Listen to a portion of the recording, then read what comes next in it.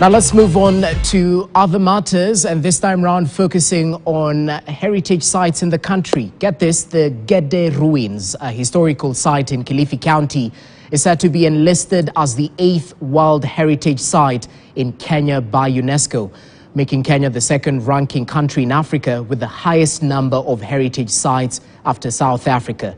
This comes at a time when the National Museum of Kenya has launched an artifact mapping and documentation project in Kilifi County that will involve community engagement in preservation with the goal of boosting tourism in the coastal county. Our reporter, Levis Musumba, was on the ground to capture the excitement and significance of this announcement.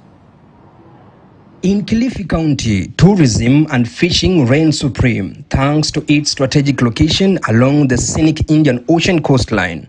Kenya is known, moreover, for a rich natural and cultural heritage.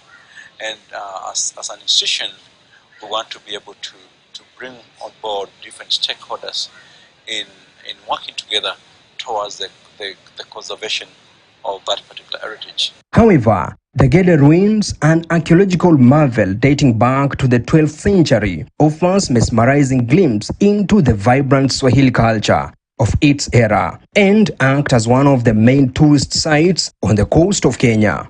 The coastal regions have been known for the beaches and the ocean as part of the tourist products. But we also want to enhance the knowledge about cultural heritage, both tangible and intangible, that is within the counties along the Kenya coast. Situated just 16 kilometers south of Malindi town, Gede's history is deeply intertwined in the migration of Kilwa citizens to Mombasa, Malindi, and other coastal areas. Gede remains a remarkable historical site and was the first extensively studied one on the coast. It was initially explored by Sir John Kirk, a British resident of Zanzibar in 1884. Eventually, in 1927, it gained recognition as a historical monument and was later declared a protected monument in 1929. And this time we felt we need to push for Gede ruins because of its unique history. And for us to go that direction, we have to do a lot of documentation. We've already done a lot of documentation. We have made what we call a dossier. Due to its immense importance, Gede was redesignated as the Gede National Monument on June 12, 1970. Currently, the monument is under the care of National Museum of Kenya. We know that if we don't take care of that heritage, we are likely to lose it. We know that we've lost so much fauna in the past. If you talk about the fossil heritage, we've lost dinosaurs, although dinosaurs became extinct many years ago, but we've lost lots of different fauna species. To crown this immense history, the Gede ruins are poised to receive international recognition. The United Nations Educational, Scientific and Cultural Organization, UNESCO, is said to designate the Gede ruins as Kenya's 8th World Heritage Site.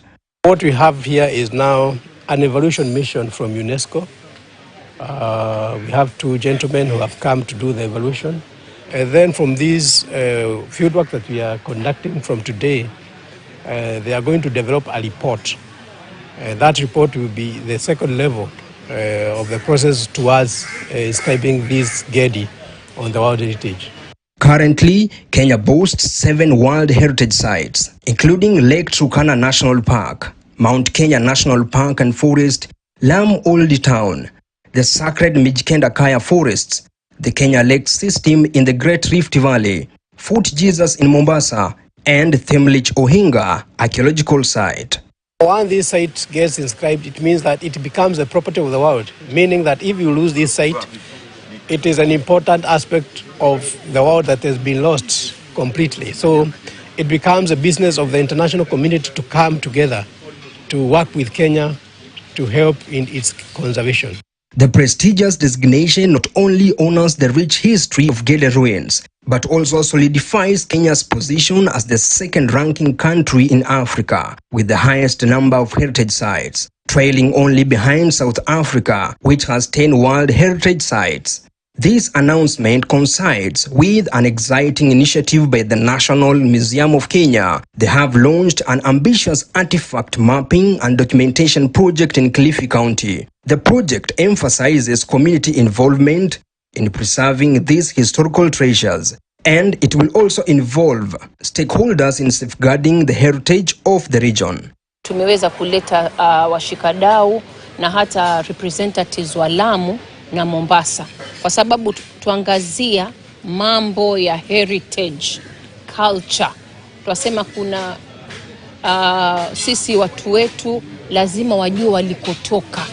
Heritage is so important, and as a space that supports young people, because our space is a youthful space, we want young people to be attracted to heritage. We want young people to see the value of heritage.